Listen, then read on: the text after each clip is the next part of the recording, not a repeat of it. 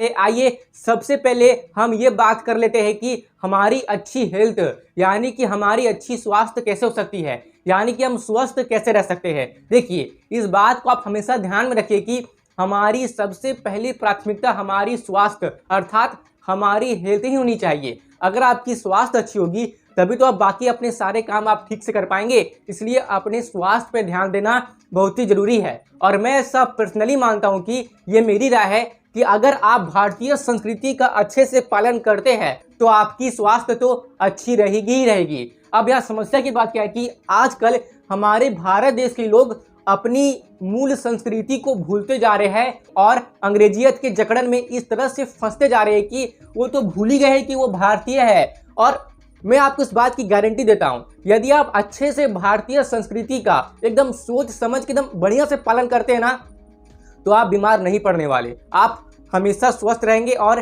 दीर्घायु भी रहेंगे, क्योंकि हमारे भारतीय संस्कृति में, हमारे सनातन संस्कृति में ऐसे ही नियम बनाए गए हैं कि हम शरीर से, दिमाग से, हर एक चीज से स्वस्थ और तंदुरुस्त रहे। बस उसे जानने की देरी है, उसे समझने की देरी है, जो आजकल लोग समझ नहीं पा रहे हैं। जैसे कि मैं आपको उदाहरण देकर समझाता हूँ। हमारे संस्कृति का नियम है सुबह जल्दी उठना, समझ में आया? और कब उठना? सुबह ब्रह्म मुहूर्त में उठना।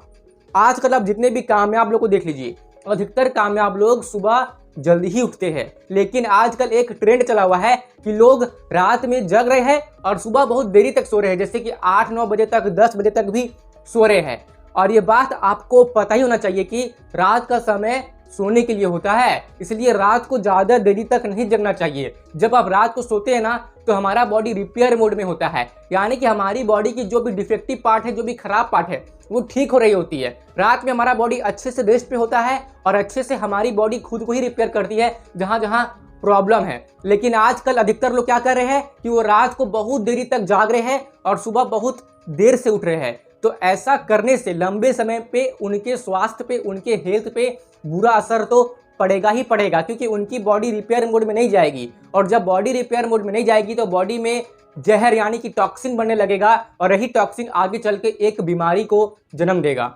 इसलिए आप प्रयास कीजिए कि आप रात को जल्दी सो जाए, जैसे कि आप कम से कम मतलब अधिकतर आप 10 बजे तक तो सो ही जाए, ठीक है ना। और प्रयास करें सुबह जल्दी उठने का। यदि आप सुबह ब्रह्म मुहूर्त में उठते हैं तो काफ़ी अच्छी बात है, लेकिन आपको कम से कम 5 बजे तक तो उठ ही जाना चाहिए, ठीक है ना। तो सुबह अगर आप मतलब देखिए, जो भी व्यक्ति सुबह ब्रह्म मुहूर्त में उठने का या फिर सुबह जल्दी उठने का आदत बना लेता है, तो इस बात की गारंटी है कि उसकी उम्र भी दीर्घायु होती है और वो व्यक्ति लंबे समय तक स्वस्थ भी रहता है। अब आगे बढ़ते हैं। सुबह स्नान करना, मैंने देखा है कि आजकल लोग तो बहुत देर से स्नान कर रहे हैं, यानी कि दोपहर में स्नान कर रहे हैं, सुबह स्नान नहीं कर रहे हैं। तो स्नान प्रयास कीजिए कि आप हमेशा सुबह ही करें, क्योंकि सुबह का स्नान करना ही आपको स्वस्थ बनाने में आपकी सहायता कर सकता है, ठीक है ना। मतलब स्वस्थ रहना है तो सुबह स्नान करना जरूरी है। और भारतीय संस्कृति में तो सुबह स्नान करना बहुत ही जरूरी है, क्योंकि सुबह स्नान करके ही आप अपने फिर बाद के जो आपके दैनिक कार्य है आप वो शुरू कर सकते हैं, ठीक है। फिर आपको योग करना चाहिए, व्यायाम करना चाहिए, प्राणायाम करना चाहिए, ध्यान करना चाहिए, ठीक है ना। ये सब करने से आप बीमारी से तो दूर ही रहेंगे, आपको जल्दी बीमारी नहीं छुएगी, ठीक है ना। फिर आप पूजा पाठ भी किया कीजिए। पूजा पाठ, हमारे सनातन संस्कृति में नियम है कि हम पूजा पाठ करते हैं, और अगर आप अच्छे से पूजा पाठ करते हैं पूरे श्रद्धा भाव से, तो इससे आपका आध्यात्मिक विकास होता है। और जब आपका आध्यात्मिक विकास होता है तो आपकी जो सोचने समझने की क्षमता है, आपकी जो फोकस पावर है, यानी कि जो आपका एकाग्रता शक्ति है, वो बढ़ने लगती है, जिससे कि आपको ये खुद पता चल पाता है कि मुझे क्या करना चाहिए, क्या नहीं करना चाहिए, मुझे क्या खाना चाहिए, क्या नहीं खाना चाहिए। यानी कि आप अपने प्रति हमेशा जागरूक रहते हैं कि क्या आपके लिए सही है, क्या आपके लिए सही नहीं है। और यदि आप जागरूक रहेंगे तो आप अपने लिए मतलब सही चीज़ें कीजिएगा, और जब आप अपने लिए सही चीज़ कीजिएगा तो आप गलत चीज़ों से दूर रहिएगा, और जब आप गलत चीज़ों से दूर रहिएगा तो आप बीमार भी कम पड़िएगा। इसलिए आपको पूजा पाठ भी करना चाहिए। पूजा पाठ करने से आप गंदे विचारों से दूर रहते हैं। हाँ, बस इस बात का ध्यान रहे कि आपको पूजा पाठ निष्काम भाव से करना है। आजकल अधिकतर लोग पूजा पाठ करते भी है तो मतलब उनके मन में कोई स्वार्थ या लालच होता है कि मैं पूजा करूंगा तो मुझे ये मिल जाएगा, वो मिल जाएगा, मुझे धन मिल जाएगा, तो मुझे ये सब कुछ मिल जाएगा। आपको ऐसा नहीं सोचना है, निष्काम भाव से पूजा कीजिए। यानी कि कुछ मतलब मन में रखिए नहीं कि मैं पूजा पाठ करूंगा तो मुझे ये मिलेगा वो मिलेगा। मतलब समझिए, आपने संस्कृति का पालन करने के लिए आप पूजा पाठ कीजिए, सिंपल बात है, और निष्काम भाव से कीजिए, यानी कि बिना किसी फल की इच्छा से पूजा पाठ कीजिए, तभी आपको इसका लाभ होगा। क्योंकि पूजा पाठ में हम तिलक लगाते हैं, घंटियाँ बजाते हैं, आरती करते हैं, तो इससे हमारे शरीर के विशेष अंगों में प्रभाव पड़ता है, इससे हमारी बुद्धि शुद्ध होती है। तो आप अगर ऐसा करेंगे, मतलब ये मेरा खुद अनुभव रहा है, इसलिए मैं आपको ये बता पा रहा हूँ कि मतलब मन में गंदे विचार आना बंद हो जाते हैं अगर पूजा पाठ किया जाए तो। और जो हम लोग की आदत होती है ना, मतलब जंक फूड खाना, ये सब खाना, ये सब भी बंद हो सकती है अगर आप निष्काम भाव से पूजा करते तो इसे समझते हैं तो, ठीक है ना। और मैं आपको बोलूँगा ना कि अगर आप भारतीय संस्कृति का अच्छे से पालन करना ही चाहते हैं तो आप श्रीमद् भागवत गीता पढ़ना शुरू कर दीजिए, ठीक है ना। अब ये मत समझिएगा कि मैं आपको मतलब कहाँ ले जा रहा हूँ, ठीक है ना। मैं फाइनेंस की वीडियोस बनाता हूँ, इन्वेस्टमेंट की वीडियोस बनाता हूँ, अब मैं आपको कहाँ ले जा रहा हूँ, नहीं। मैं आपको ये सब इसलिए ही समझा रहा हूँ क्योंकि ये सब समझने से आपके जीवन में अनुशासन आएगी, डिसिप्लिन आएगी, और जब आपके जीवन में डिसिप्लिन आएगी तभी आपके सारे कार्य सही होते चले जाएंगे, वरना आप क्या ही बन के रह जाओगे। मतलब मेरे बात को अच्छे से समझिए, यदि आपके जीवन में अनुशासन नहीं रहेगी जिससे कि आप अपने जीवन में सही ढंग से आगे बढ़ सके, तो फिर आपके जीवन में और वो जिसे कहते हैं धूर्त के जीवन में या किसी जानवर के जीवन में क्या ही फर्क रह जाएगा। आप एक मानव हैं और मानव मतलब श्रेष्ठ योनि माना गया है हमारे यहाँ, ठीक है ना। इसलिए अगर आप श्रेष्ठ योनि में अगर आपका जन्म हुआ है तो आपके लिए अनुशासन होना जरूरी है। इसलिए मैं बोल रहा हूँ कि आप श्रीमद् भागवत गीता पढ़ा कीजिए। श्रीमद् भागवत गीता पढ़ने से क्या होता है कि जो आपकी जो मानसिक स्थिति है ना, उसमें विकास होता है। आपको ये पता चल पाता है कि हमें किसी भी कार्य को करने से पहले क्या सोच रखनी है, हमें क्या खाना है, क्या नहीं खाना है, कौन सा काम करना है या नहीं करना है, ठीक है ना। हमारे मन में जो ऑटोमेटिक ये अहंकार, लालच, स्वार्थ, औरों के प्रति हीन भावना जो आती है ना, आती है। अगर आप मानो है तो आपको ये सब आएगी आएगी, क्रोध आएगा, स्वार्थ आएगी, लालच आएगी, ठीक है ना। आपको वो चीज़ें भी करने का मन करेगा जो गलत है, लेकिन आप फिर भी वो चीज़ करेंगे। तो ये सब पे नियंत्रण पाने के लिए भगवद गीता पढ़ा कीजिए। मैं आपको बता रहा हूँ, यदि आप श्रीमद् भगवद गीता पढ़ के वो सब पुस्तक को अच्छे से समझते हैं ना, तो इस बात की गारंटी कि आपको बहुत ज़्यादा ही लाभ होगा। कई बार आसानी होता है कि हमें पता होता है कि ये चीज़ गलत है। मैं आपको उदाहरण के लिए समझा रहा हूँ, जैसे कि कई लोग सिगरेट पीते हैं, तो क्या उनको नहीं पता है कि सिगरेट खराब है, ठीक है ना, मतलब अच्छी नहीं है हमारी सेहत के लिए, फिर भी वो पीते हैं क्योंकि उन्हें खुद पर नियंत्रण नहीं है। अगर कोई चीज़ गलत है तो फिर भी लोग करते हैं क्योंकि उन्हें खुद पे नियंत्रण नहीं है। अगर कोई चीज़ खाना, जंक फूड खाना गलत है, फिर भी लोग खाकर अपने सेहत को खराब कर लेते हैं, लेकिन खुद पे नियंत्रण नहीं कर पाते हैं। तो ये नियंत्रण कैसे आएगा? ये आएगा श्रीमद् भागवत गीता पढ़ने से और उसे समझने से। इसलिए मैंने कहा कि आपको श्रीमद् भागवत गीता पढ़नी चाहिए। मैं ये नहीं कह रहा हूँ कि आप मतलब बहुत देर तक पढ़ते रहिए। डेली आप 2 से 4 श्लोक भी पढ़ के उसे अच्छे से समझे ना, तो आपको लाभ होगा। लेकिन आपको समझ के जो कहा गया है गीता में, उससे आपको अपने जीवन में उतारना पड़ेगा, तभी लाभ होगा। ऐसा नहीं कि पढ़ लिया लाभ हो गया, चमत्कार हो गया, ऐसा नहीं। पढ़ के जीवन में उतारना जरूरी है, ठीक है। तो मैं आगे बढ़ता हूँ। बस देखिए, वीडियो लंबा बन रहा है, लेकिन मैं जो आपको वीडियो में देने का प्रयास कर रहा हूँ, इस वीडियो से जो आपको प्राप्त होगा ना, वो आपकी जीवन बदल सकता है। तो ये बहुत ज़रूरी है। और आप इंटरटेनमेंट के लिए, मनोरंजन के लिए घंटों दे देते हैं, मूवीज़ देखने के लिए आप हॉल में चले जाते हैं, तो क्या आप मतलब जिससे आपका विकास होगा, जिससे आपकी बुद्धि बढ़ेगी, जिससे आपका जीवन एक सही दिशा में जा सकता है, क्या इस चीज़ के लिए आप थोड़ा टाइम नहीं दे सकते? इसलिए समय दीजिए। मैं मतलब आपके लाभ के लिए तो इतनी लंबी वीडियो बना रहा हूँ, तो बने रहिए, आराम से देखिए, ठीक है। चलिए आगे बढ़ते हैं। तो फिर मतलब जैसे मैंने कहा कि पूजा पाठ कीजिए, मंत्र जाप कीजिए। मंत्र जाप करने से हमारे शरीर के विशेष अंगों में प्रभाव पड़ता ही पड़ता है। ये बात मतलब सिद्ध हुई है, ठीक है ना। इसलिए मंत्र जाप में बहुत शक्ति होती है। जो भी मंत्र हमारे सनातन संस्कृति में बनाए गए हैं, उसे बहुत ही सोच समझ के लिखे गए हैं, ठीक है ना। इसलिए मंत्र जाप भी करना काफ़ी अच्छा होता है, ठीक है।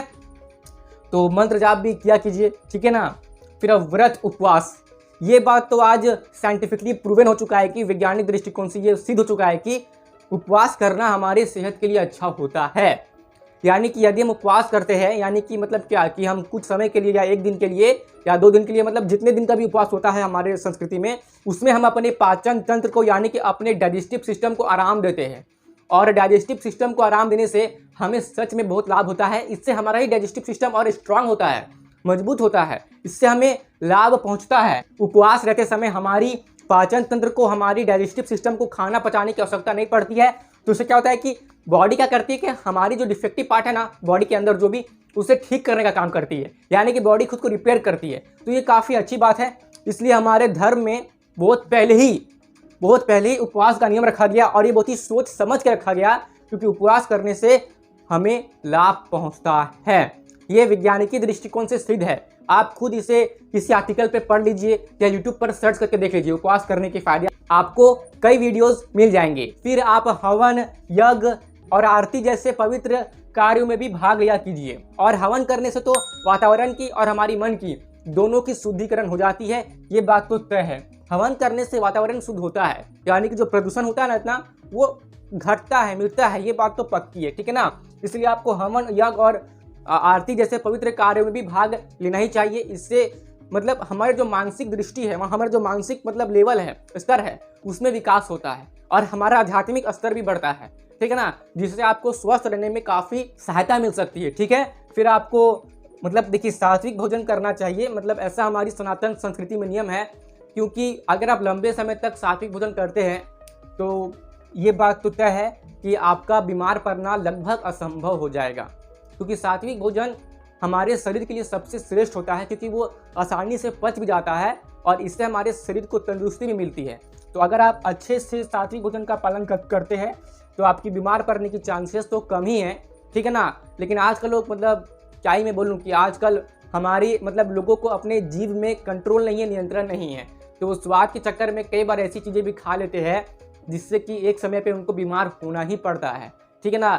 आजकल काफ़ी लोगों को पेट की समस्या होने लगी है, ठीक है ना। तो ये समस्या बंद हो सकती है यदि आप सात्विक भोजन का पालन करना शुरू करें तो, ठीक है ना। ये आप इस पर रिसर्च कर लीजिए कि सात्विक भोजन ही हमारे शरीर के लिए सबसे श्रेष्ठ होता है। तभी तो हमारे सनातन संस्कृति में सात्विक भोजन को इतनी प्रधानता दी गई है कि हमें सात्विक भोजन ही करना चाहिए, ठीक है ना। चलिए अब आगे बढ़ते हैं।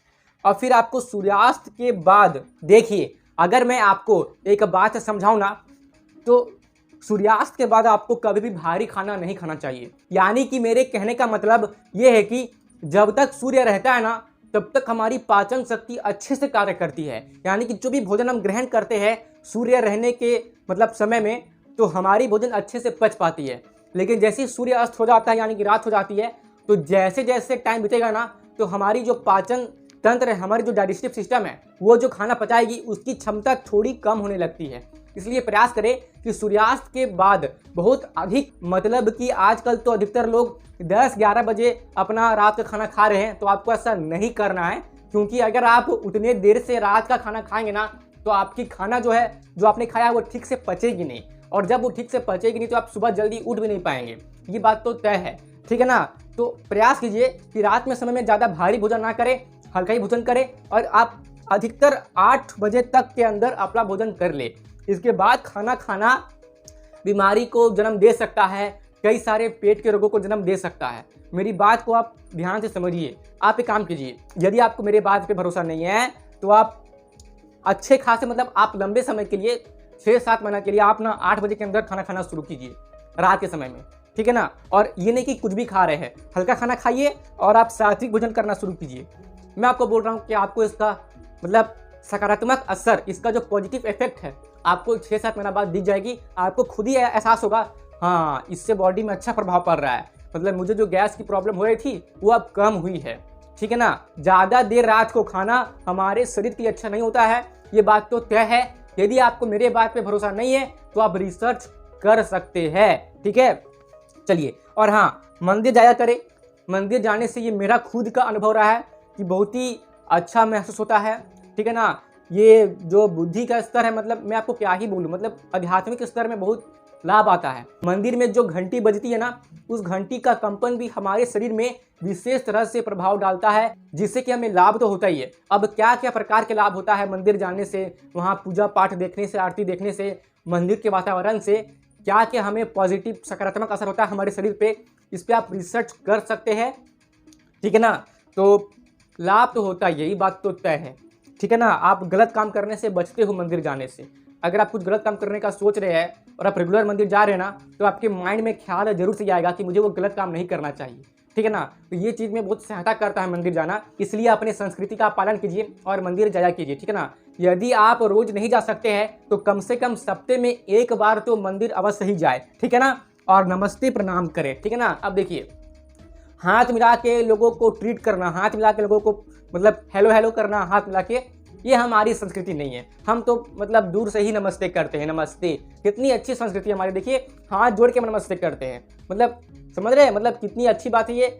यदि हम हर किसी से हाथ मिलाने लगे तो उनके हाथों में हो सकता है कि कुछ नुकसानदायक बैक्टीरिया हो जिससे कि आप बीमार पड़ जाए, इसलिए दूर से ही नमस्ते करना ही सही होता है, जिससे कि नुकसानदायक बैक्टीरिया का ट्रांसफर ना हो और आप स्वस्थ रहें। तो ये जो बेसिक सी चीज़ें जो मैंने आपको बताई है, यदि आप इसका पालन करते हैं तो इस बात की गारंटी कि आप लंबे समय तक स्वस्थ रहेंगे और आप लंबी उम्र भी पाएंगे, आप दीर्घायु रहेंगे। लेकिन लोग ये सब भूलते जा रहे हैं, इसलिए कहीं ना कहीं उनको बीमारी हो रही है, मतलब उनकी ज़िंदगी में कुछ अनुशासन रहा ही नहीं। ये सब आपके जीवन में अनुशासन लेके आएगा और आप जिस भी प्रोफेशन में काम करते हैं, चाहे आप इंजीनियर है, डॉक्टर है, लॉयर है, या आप जो भी है, टीचर है, जो भी है, आप अच्छे से अपने काम को भी कर पाएंगे। आपकी जो काम करने की जो इफेक्टिवनेस है, आप और भी अपने काम को अच्छे से कर पाएंगे, इस बात की तो गारंटी है। इसलिए ये सब का पालन करना शुरू कीजिए।